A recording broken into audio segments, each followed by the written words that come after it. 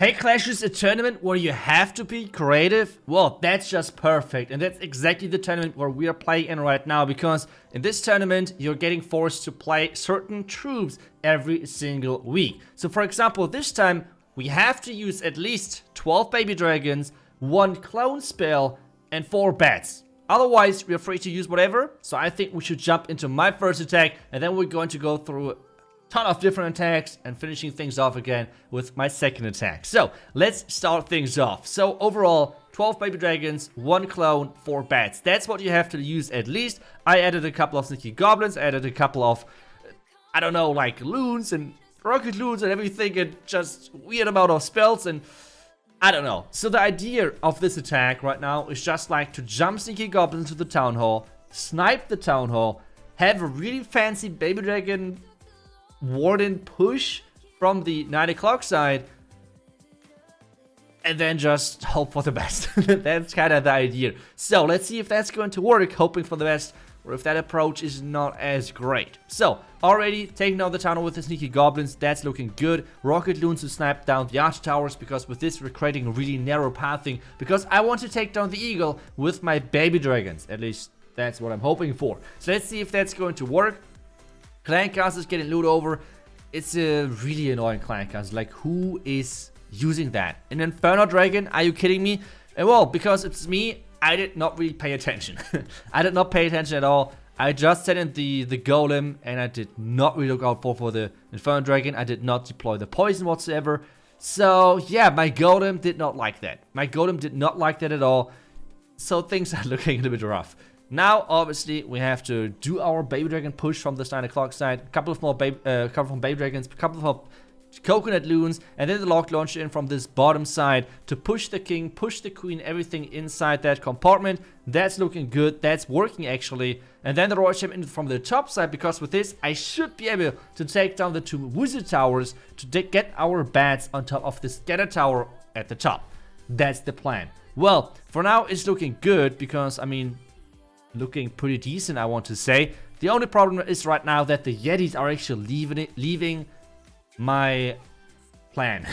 Because they're leaving the base, they're not going as intended towards the expos, where I wanted to clone and rage them, which is not working at the moment. So that's already really unfortunate. Bats in. I know this at the top side of Troll Tester, but I have like over 1 minute left, so I think I should be fine. I cloned the Yetis anyway. I raged them up because I feel like maybe it's working. And then I have the Batwave at the top side coming in, so looking strong from now. I have Tornado Trap against me, which means it's not looking good anymore. This Tornado Trap wrecks everything. So whoever put it there, I hate you.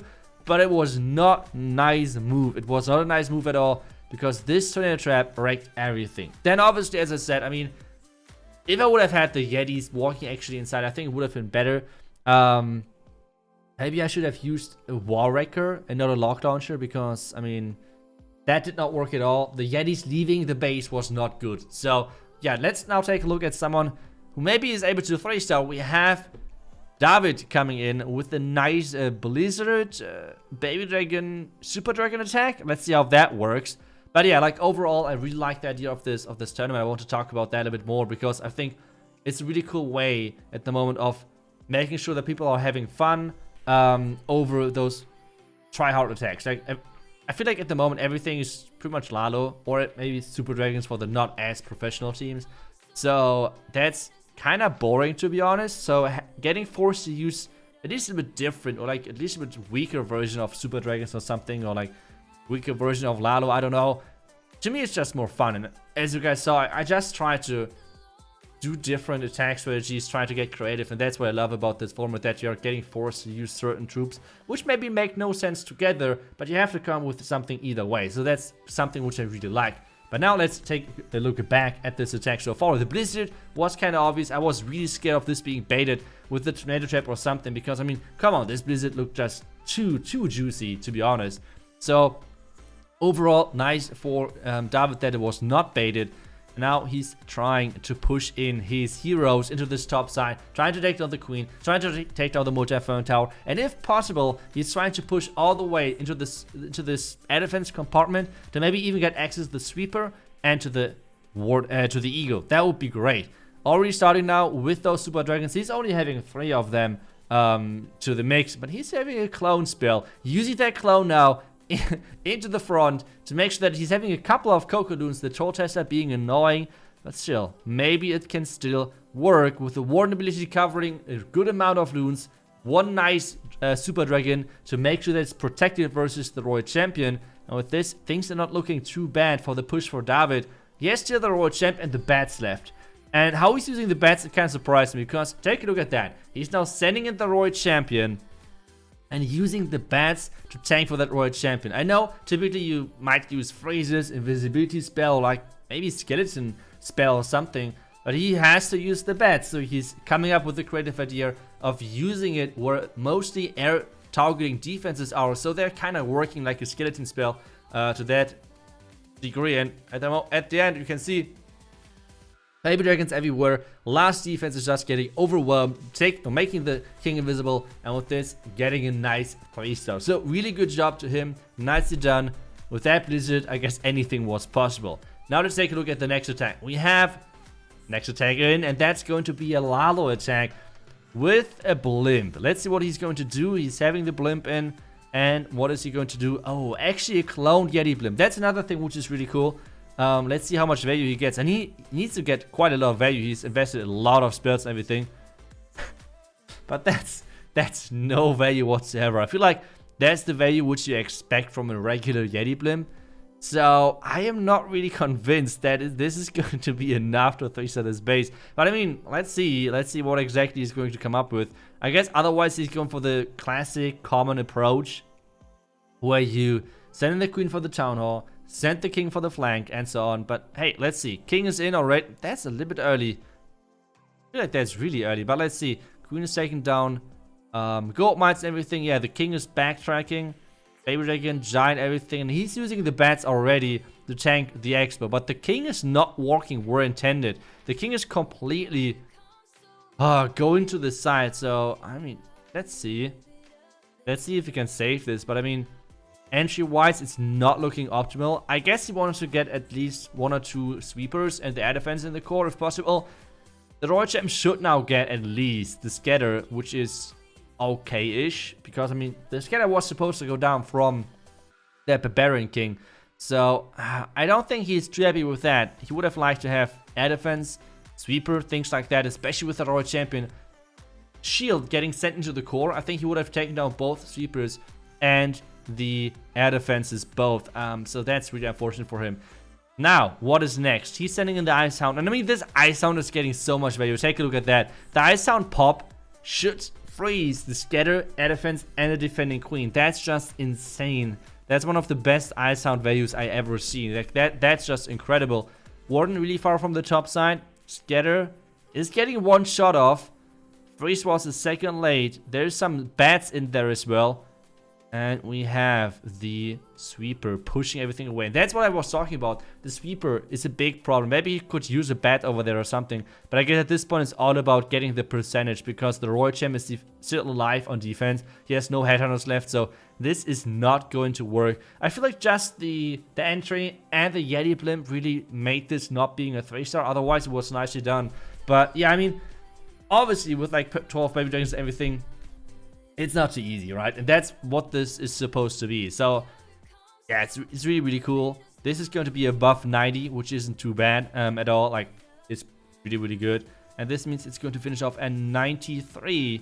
Or is it going to be any higher? No, I guess 93%. Not too shabby. So I think we should take a look at another attack, and then we're jumping into another attack of mine, because I had 2 attacks. Let's hope I get my revenge. But first of all, let's take a look at another live attack, coming in this time from Zasha. And what do we have here? We have Super Dragons again. I mean, it's just like the obvious thing, right? I mean, if you're getting forced to attack with Baby Dragons, Clone, and Bats, it's already going to that direction, right? So there's nothing too surprising. What exactly he's about to do as well is using the Flame Flinger for the town hall. That's a pretty classic approach.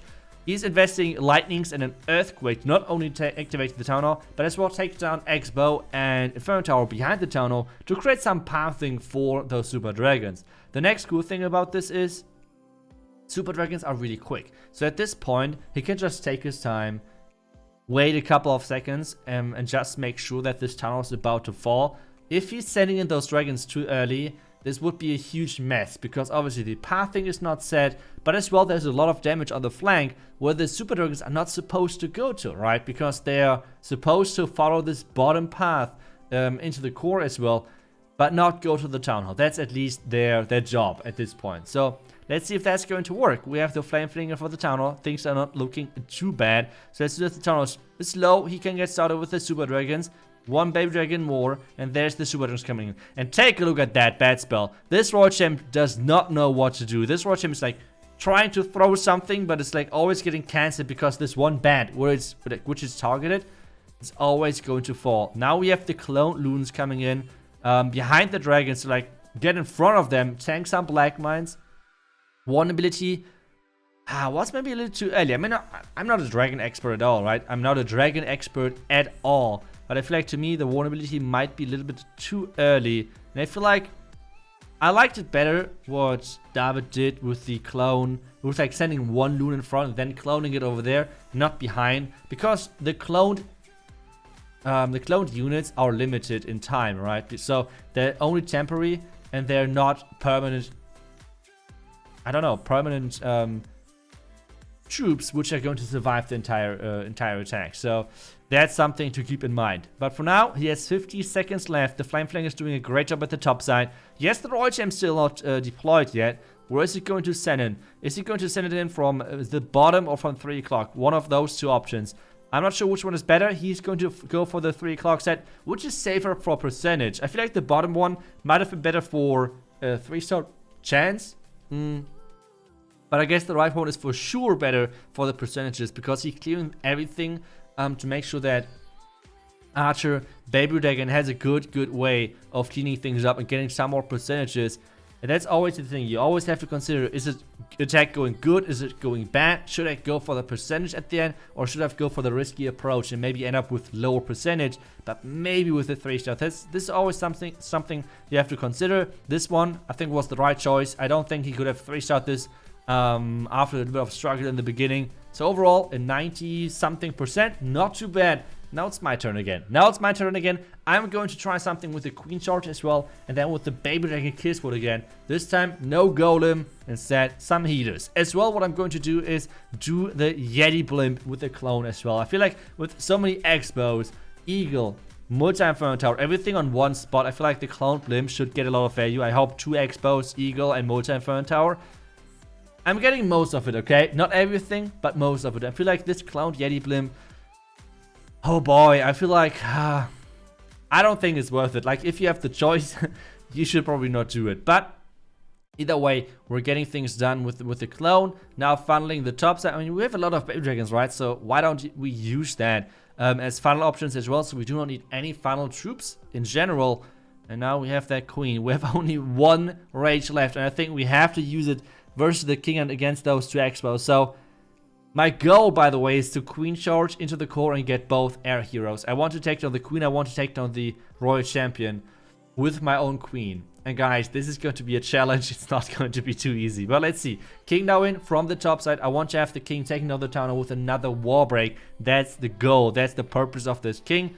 And I think for now, it's looking okay-ish. I'm only scared because of the rages, okay? I'm only scared because my queen has not too many options anymore. Using the next wall break, or like overall a wall break, to get my queen and get my king into the town hall.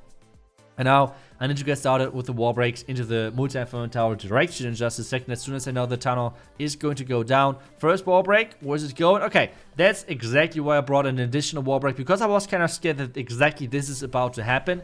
But I do want to have my queen going into the core. That's the purpose. And I see it's like the worst clan castle for me, which is coming out. Maybe a lava would be even worse. I'm not sure, but either way, it's a really bad clan castle for me. Super minion. Poison it, freeze it. I'm freaking scared. Using the queen ability as well, just to make sure that she's staying alive. At this point, I'm just starting with my baby dragons on the right side, because that's the main squad. That's the main push I'm going for, just to make sure that I'm, yeah, somewhat being alright. Rocket loons to take down the expo, because the expo is freaking annoying, and it did not go down in the beginning. It's going down, which is awesome, and we have 1 freeze, which we can use for the defending queen, taking her out. And now we have one more thing to do. And that's using our bats for the single front tower. I think that's the perfect place. And somehow we're getting the creative approach. We're getting things done with this attack. And oh boy, that was fun. If attacks, I mean, if a successful attack is happening with like a regular army, it's nice. It's nice. I don't deny that, but it's kind of, I don't want to say expected, but it's, I don't know, it's not the greatest. But if you're getting a 3-star with one of those, wait a second. Wait, no, I don't jinx much. Those bats are so freaking slow. Come on. Oh, thank goodness. I already thought I did something really bad. Okay, but if you get with those fancier strategies, it feels even better, way better actually. Now we have another attack. This is actually the last attack, which happened at the same time as I attacked, because I attacked like pretty much last second. So let's see what David actually did. He's doing something similar actually. I think he's pretty much doing the exact same thing, with the difference that he's using a flame flinger for the town. I feel like that's the safer option.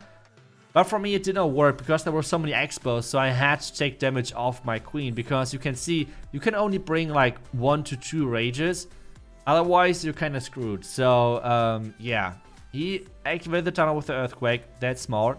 Getting the flame finger in. It's always risky because if there's one ground skeleton, you are really, really screwed with this lock launchers, with this flame flinger. So, yeah, for now, it's working. That's good. Queen is getting closer to the defending heroes, and he's actually sending the warden in. Okay, that's interesting. I could have done that as well, right? Or maybe then my baby dragons would have been too weak. I'm not really sure. I feel like the baby dragons with the warden are better. But I mean, let's see. I mean, it's obviously only the first couple of... it's already over 1 minute. It's already over 1 minute. But the town was going down. That's good. There's the wall break, getting his king in there. King with the warden, why not that?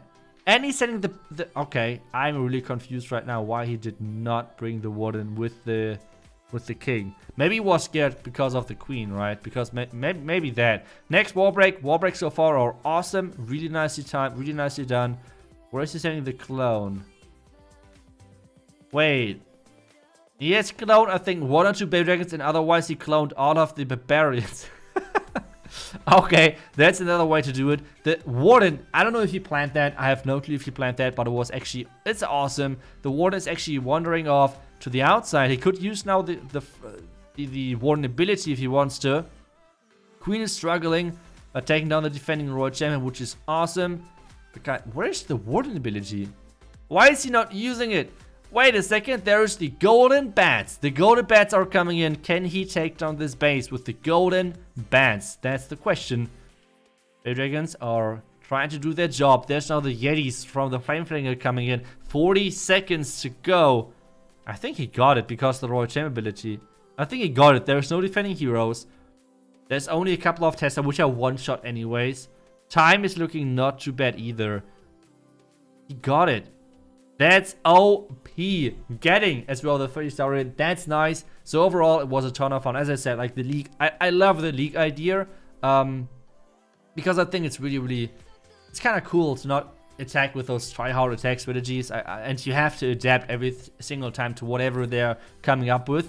So yeah, I love the idea. Overall, we won that match actually 24-21. Obviously, way lower scores with this baby dragon army composition, but it was a lot of fun. I hope you guys enjoyed the video as well. Let me know if you want to see future matches in this league or not, and I will see you guys with the next video. Until then, see ya and bye bye.